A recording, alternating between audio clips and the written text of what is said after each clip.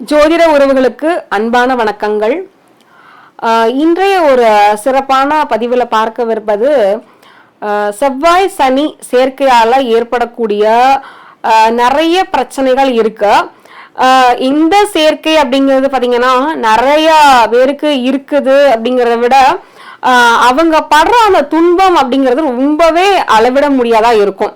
அதாவது இந்த செவ்வாய் சனி சேர்க்கை இருக்கும்போது அவங்களுக்கு இருக்க மன உளைச்சல், அவங்களுக்கு இருக்கிற கடன் பிரச்சனையா இருக்கட்டும், திருமண வாழ்க்கையா இருக்கட்டும், பல்வேறு பிரச்சனைகளை சந்திப்பாங்க. இதை சொல்லவே முடியாத துன்பம் அப்படின்னா இதனால ஏற்படக்கூடிய துன்பம் அப்படின்னு நம்ம சொல்லலாம். என்னென்ன மாதிரி பிரச்சனைகளை இந்த செவ்வாய் சனி சேர்க்கை இருக்கவங்க சந்திப்பாங்க அப்படிங்கிறத பார்ப்போம். அதுல குறிப்பிட்ட ஒரு விஷயமான வீடு அதுல ஏற்படக்கூடிய சிக்கல்களை பார்க்கலாம். பொதுவா இந்த செவ்வாய் சனி சேர்க்கை இருக்கிறவங்களுக்கு என்னென்ன மாதிரி பிரச்சனைகள் வரும்? முதல்ல அவங்களே எதிரிங்கிற மாதிரி அவங்க எடுக்கிற முடிவுகள், மன தடுமாற்றம், இதெல்லாமே ரொம்ப அதிகமா இருக்கும். தப்பான முடிவுகளை எடுப்பாங்க, அவசரப்படுவாங்க. இப்போ இந்த மாதிரியான விஷயங்கள் ஏற்பட என்ன காரணம்னா, ரொம்ப மெதுவான ஒரு கிரகமும் வேகமான ஒரு கிரகமும் இணைந்து இருக்கும் போது அங்க தடுமாற்றம் அப்படிங்கிறது வரதான் செய்யும். அப்போ அவங்க சில சமயம் வேகமா இருப்பாங்க, சில சமயம் மெதுவா இருப்பாங்க. எந்த நேரத்துல வேகமா இருக்கணுமோ அங்க மெதுவா இருப்பாங்க, எங்க மெதுவா பொறுமையா இருக்கணுமோ அங்க ரொம்ப வேகமா அவசரப்பட்டுருவாங்க. இந்த மாதிரி முடிவெடுக்கிற சிக்கல்கள் செவ்வாய் சனி சேர்க்கை இருக்கவங்களுக்கு இருக்கும். பெரும்பாலும் கலப்பு திருமணம், அந்த குடும்பத்துல கலப்பு திருமணம் நடந்திருக்கும், இல்ல அவங்களுக்கும் கலப்பு திருமணம் நடந்திருக்கும். அப்ப இந்த கலப்பு திருமணம் இந்த செவ்வாய் சனி சேர்க்கை இருக்கவங்களுக்கு நடந்திருக்கலாம். இப்போ இதுல என்ன அப்படின்னா, வாழ்க்கையில இது என்னென்ன மாதிரி பாதிப்புகளை கொடுக்குது அப்படின்னா, பொதுவா அந்த சொந்த ஊர்ல இருக்கிறதுக்கான வாய்ப்புகள் குறைவா இருக்கும். அந்த சொந்த ஊர்ல இருந்தாலும் அங்க பிரச்சனைகள் நிறைய இருக்கும்.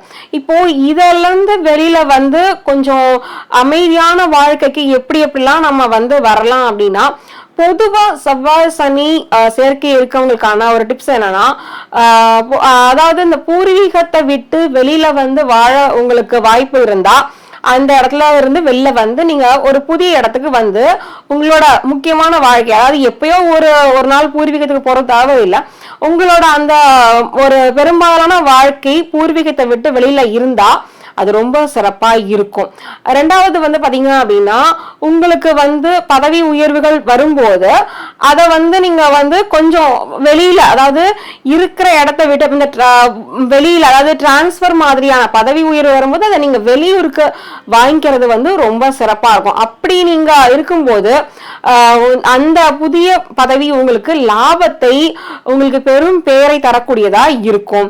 அதாவது நீங்க இருக்கிற ஒரு ஊர்ல உங்களுக்கு ஒரு பதவி உயர்வு கிடைக்குதுன்னா அதை வெளியூருக்கு நீங்க மாத்திக்கிறது சிறப்பு. இது இல்லாம முக்கியமான பிரச்சனை என்ன இவங்களுக்கு இந்த செவ்வாய் சனி சேர்க்கை உள்ளவங்களுக்கு வரும்னா, வீடு கட்டுறதுல நிறைய பிரச்சனைகளை சம்பாதிப்பாங்க. அப்போ இதுல வீடு கட்டுறதை பொறுத்த வரைக்கும் என்னன்னா, வீடு கட்ட முடியாது, கட்டினா அந்த வீட்டுல நிம்மதியா இருக்க முடியாது, முதல்ல அந்த வீட்டுக்கே குடி போக முடியாத நிலை, அதை விற்கலான்னா விற்க முடியாது, இந்த மாதிரி ஒரு லாக்ல மாட்டிக்குவாங்க. இந்த வீடுனால ஒரு பிரச்சனையை கண்டிப்பா இந்த சேர்க்கை உள்ளவங்க சம்பாதிப்பாங்க. இதுல என்ன அப்படின்னா, உங்களுக்கு இந்த வீடை நீங்க வாங்குறீங்க அப்படின்னா அதுல ஒரு சின்ன ஒரு நுட்பமான விஷயத்த செயல்படுத்திக்கோங்க. பொதுவா புது வீடா நீங்க முதல்ல பிளான் பண்ணி கட்டுறதுக்கு பதிலா ஏற்கனவே ரொம்ப பழைய வீடா, அதாவது உங்களுக்கு ஏத்த மாதிரியான ஒரு வீடை வாங்கிட்டு அதுல கொஞ்ச நாள் நீங்க இருந்துட்டு அதுக்கப்புறம் அந்த வீடை, அதாவது நல்ல பழைய வீடா அதை நீங்க இடிச்சு கட்டுற ஒரு பிளான்ல மாதிரியான வாங்கிக்கோங்க. அப்போ அந்த பழைய வீட்டுல நீங்க கொஞ்ச நாள் இருந்துட்டு அந்த வீடை நீங்க இடிச்சு புதுசா உங்களுக்கு ஏத்த மாதிரி வாங்குனீங்கன்னா இந்த பிரச்சனை அதாவது இந்த வீட்டிலேயே இருக்க முடியாத நிலைமை, வீடு கட்டினாலும் குடி போக முடியாத நிலைமை, சொந்த வீட்டுல இல்லாம எப்பவுமே வாடகை வீட்டுல இருக்கக்கூடிய இந்த சூழ்நிலைகள், இடத்தினால வீடுனால வரக்கூடிய எல்லா பிரச்சனைகளுமே தீரும். இந்த வீடு கட்டுறதும் பாத்தீங்கன்னா, இப்ப கணவன் மனைவி 2 பேர் இருக்கீங்கன்னா இந்த 2 பேரோட பூர்வீகம் இல்லாத ஒரு புதிய இடமா இருந்தா சிறப்பு.